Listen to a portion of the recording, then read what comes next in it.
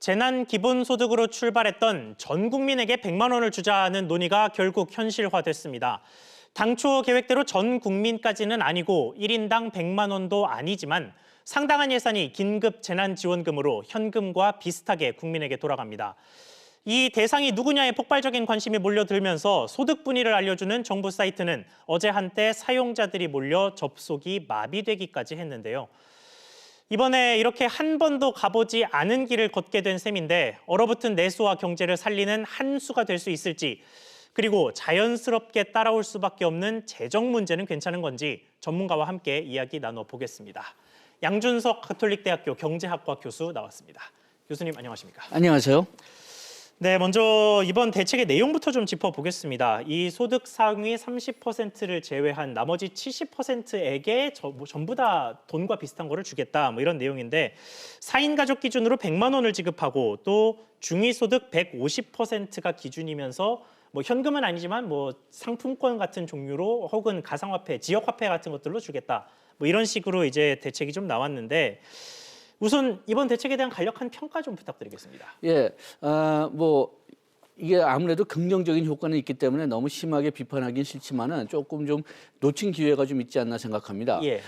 지금 이렇게 우리가 그 돈을 지급하는 이유는 소득을 잃은 사람들한테는 소득을 보존해주고 그 다음에 그 거시경제 차원에서 본다면은 사람들이 돈을 써야지만 그래야지만 또 사람들이 돈을 사면서 그러면 일자리도 유지되고 그냥 계속 그 경제가 돌아가기 그렇죠. 때문에 결국 돈을 주는 건데요. 돈을 주는 거니까요. 그러니까 목표가 된다면은 아까 얘기했듯이 그냥 그 소득 보존 그 다음에 사람들이 이만큼 지출을 이 돈의 대부분을 할 거다 그런 기준으로 줘야 되는데 다 같이 주면은 그러면은 어떤 분들은 그렇게 타격을 많이 받지 않았단 말이에요. 타격을 많이 받지 않으신 분들은 아무래도 미래가 불안하니까 그 돈을 쓰지 않고 저축을 할 가능성이 상당히 클 것 같습니다. 2008년에 우리가 미국 사례로 그냥 2008년 글로벌 금융 위기 때 미국이 국민들한테 다 현금을 준 사례를 얘기하는데 그때 쓴 돈이 한 3분의 1밖에 안 됐다고 하더라고요. 예. 다만 좀 소득이 적을수록 많이 썼다. 그래서 이번에 하위 70%만 주는 논리도 거기에 있는 거는 같은데 물론 좀 빨리 돈을 주고 좀 빨리 사회를 안정화시키려고 경제를 안정화시키려고 이런 거는 이해하지만은 좀 더 효율적으로 돈을 쓴다면은 그러면은 그 타격을 제일 많이 받은 뭐 대구 지역 그리고 타격을 제일 많이 받은 그 관광 산업 같은 데서 종사하시는 분들 그리고 또 거기에 있는 뭐 소상공인들 거기에 위주로 돈을 좀 더 많이 주고 차라리 그다음에 그분들에게 100만 원 그렇죠. 이상을 주자. 뭐 100만 원 식으로. 이상을 주고 그다음에 피해를 별로 많이 받지 않은 중산층 분들은 조금 미안하지만 그래도 타격을 덜 받았으니까 그러니까 좀 그 많이 돈을 쓰실 분한테 일차적으로 돈을 주는 게 거시경제학 그 이론적으로는 좀 더 효율적이지 않았을까 좀 그런 아쉬움이 좀 있습니다. 네, 그렇군요. 자, 일단은 그 아쉬움을 뒤로 하고 대책 내용을 조금 더 짚어보면요. 기준이 중위소득의 150%다라고 정부가 발표를 했는데 이 중위소득도 사실은 어떤 소득으로 줄을 세워서 가운데 소득을 잡느냐에 따라서 많이 달라지는 거거든요. 그리고 내 소득을 어떻게 계산할 거냐에도 따라서 좀 달라질 것 같고요. 그래서 이걸 놓고 이제 내가 해당이 되느냐 안 되느냐 이걸 알고 싶어 하시는 분들이 정말 많았는데 이거 어떻게 계산을 해야 됩니까? 글쎄요. 지금 오늘 아침까지만 해도 그게 어떤 기준으로 계산할지가 아직 구체적으로 나오지 않았다고 합니다. 예. 제 개인적인 의심으로는 작년 연말 정산 자료 가지고 하지 않을까. 이게 일단은 그 가장 다양하고 가장 그 많은 그런 자료이기 때문에 그리고 어떤 면에서는 가장 객관적인 자료고요. 예. 그리고 뭐 활용하기도 편할 것 같고요. 그렇죠. 그 다 데이터베이스화가 돼 있으니까요. 예. 그렇지만은 뭐 4대 보험에서 쓰는 그런 자료를 쓸 가능성도 배제할 수 없는데 4대 보험에서 쓰는 자료도 근본적으로 보면은 연말 정산에서 나온 거니까 아마 연말 정산 쪽으로 갈 거는 같습니다. 그런데 과거에도 좀 이런 문제가 있었는데 좀 특히 자영업자 하시는 분들이나 뭐 농업이나 어업 같은 분들은 그 소득을 좀 그 왜곡해서 그렇게 해서 그 기록하시는 분이 좀 있어가지고 예. 그래서 좀 불공평한 점이 나중에 좀 나오지 않을까 그런 염려는 좀 있긴 하지만은 그렇지만 그래도 이게 지금 우리가 있는 자료들 중에서는 가장 객관적인 자료니까요. 그러니까 아마 연말정산 자료 아니면은 그 연말정산을 활용한 자료를 쓰지 않을까 생각합니다. 그렇군요. 자, 그리고 사실 못 받게 된 30%, 상위 30% 같은 경우는 뭐 교수님께서 말씀하신 것처럼 뭐 당장 생활이 어려우신 분들이 아니기는 합니다만 그래도 자기들만 빼고 정부가 돈을 주겠다고 하니까 아쉽고 불만이 생길 수밖에 없을 것 같습니다. 그래서 뭐 청와대 청원 게시판에 뭐 주려면 다 주고 안 줄 거면 아예 아무도 주지 마라 뭐 이런 식의 글도 올라왔었다고 하는데 이 부분은 좀 어떻게 생각하십니까? 예, 처음에 우리가 이 논의를 시작할 때 기본소득이라고 불러가지고 그래가지고선 상당히 사람들이 오해를 하신 것 같습니다. 예. 그렇지만은 아까 얘기했지만은 지금 일단 1차적으로 중요한 것은 그 사회를 안정화시키려면은 지금 일자리 잃으신 분들이나 소득이 많이 타격받으신 분한테 1차적으로 돈이 가야 되고 그 다음에 아까 얘기했지만은 이 돈을 써야지만 지금 효과가 있어요. 예. 만약 내가 이 돈을 그냥 저축해 놓는다면은 그러면은 돈이 돌지 않으면서 경제가 활성화되지 않고 일자리를 유지시키기가 어렵습니다. 그런 면에서는 아까 얘기했지만은 저소득층이 그 받은 돈을 더 많이 쓴다는 그런 통계적인 자료 연구가 있고 그 다음에 돈 좀 많으신 분들이 받으시면은 그러면은 그냥 저축한다면은 그렇죠. 지금 현재로는 소용이 없어요. 그렇기 때문에 처음서부터 이것은 경제하고 사회 안정화시키는 자금이다.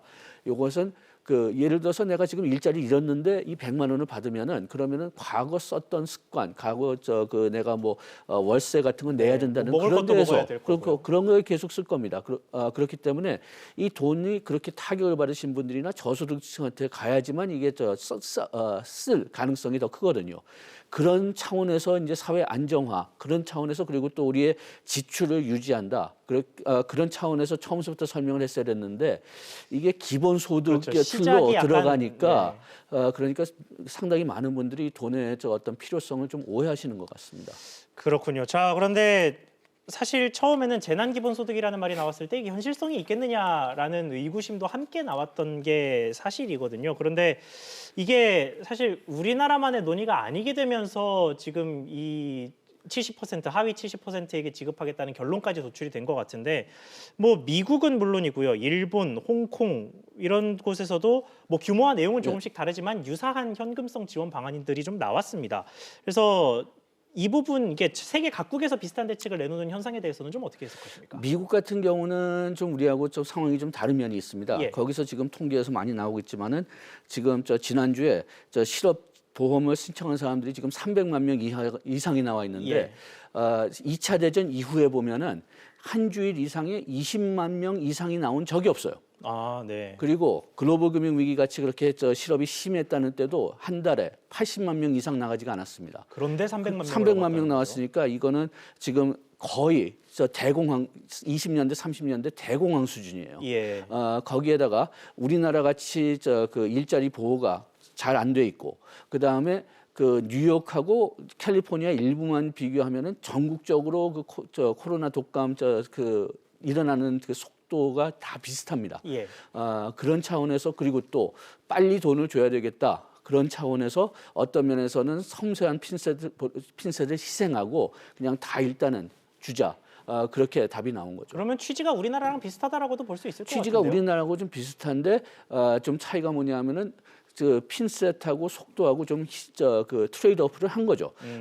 그렇게 본다면은 우리나라는 미국보다 기본소득을 좀 더 먼저 얘기했지만은 그렇지만 지금 가서 이제 준다고 얘기 나왔으니까 어떤 면에서는 우리가 똑같은 결론을 내는데도 시간이 더 걸린 거죠. 네, 그렇군요. 자, 그런데 사실 우리나라 대책으로 다시 돌아와 보면요. 1차 추경을 벌였을 때 당시에 소비 쿠폰이라는 대책이 있었습니다. 뭐 저소득층 같은 곳에다가 뭐 전통시장에서 쓸 수 있는 상품권이라든지 뭐 이런 식의 현금성 지원을 해주겠다라는 내용이었는데 일단은 이것과 이번에 나온 하위 70%에게 주는 소득을 중복해서 주는 쪽으로 좀 가닥이 잡히는 것 같습니다. 그런데 여기에 지자체에서 뭐 경기도에서 10만 원을 준다든가 하는 식으로 지자체에서 따로 주는 돈까지 있다 보니까 뭐 어디에 사느냐에 따라서 소득 수준에 따라서 중복으로 여러 가지 혜택을 받을 수 있게 되는 경우도 생기는데 형평성 논란 이야기가 나올 수밖에 없거든요. 이렇게 되면 이 부분은 어떻게 보십니까? 그래서 일단 형평성 이야기가 나오기 전에 생각해야 될 것은 가끔 가다가 보면은 우리가 다 코로나 독감에 피해를 받았다고 말씀하시는데 예.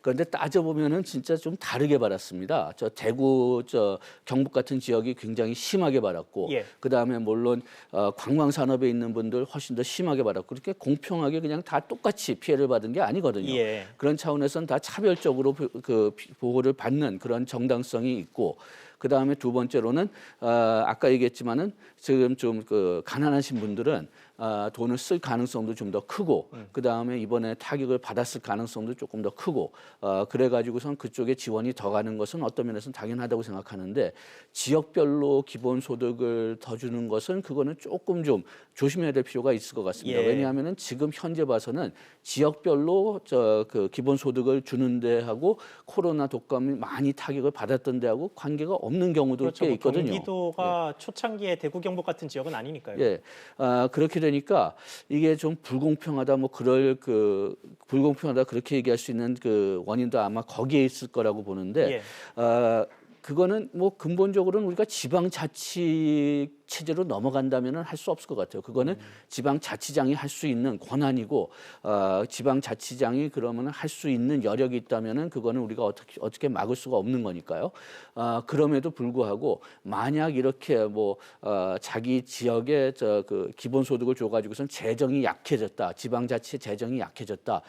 그런데 코로나 독감에 많이 영향을 받지 않았는데도 재정 적자가 났다면은 그건 나중에 그 중앙 정부에서 그 예산을 지원할 때 고려를 해야 될 것이죠. 아, 그렇군요. 자, 그리고 뭐 처음에 이 재난소득과 관련된 제안이 나왔을 때 뭐 당정청에서 중심을 잘 잡고 기획을 했다면 뭐 말씀하신 이중 지원이라든가 아니면 지자체의 무리한 지원으로 인한 뭐 추후에 뭐 재정 압박 뭐 이런 것들 다양한 문제가 생기지 좀 덜하지 않았겠느냐 뭐 이런 식의 지적도 그러니까 아까 있던데요. 지금 와서 좀 그 사회적으로 좀 불만이 생기는 이유가 이게 우리가 처음에 그 기본소득 틀을 잡았기 때문이라고 생각합니다. 예. 그렇지만은 우리가 경제적으로 생각한다면 아까 얘기했지만은 일단 사회가 너무 불안하고 그것 때문에 수요가 너무 떨어졌기 때문에 처음에는 안정화시키고 그 다음에는 소득 떨어진 사람들 소득을 보존시켜주고 그 다음에 수요를 계속 뭐 떨어질 거는 확실합니다. 그렇지만은 그래도 그 떨어지는 수준을 좀 줄여가지고선 계속 그 경기를 돌게 하자.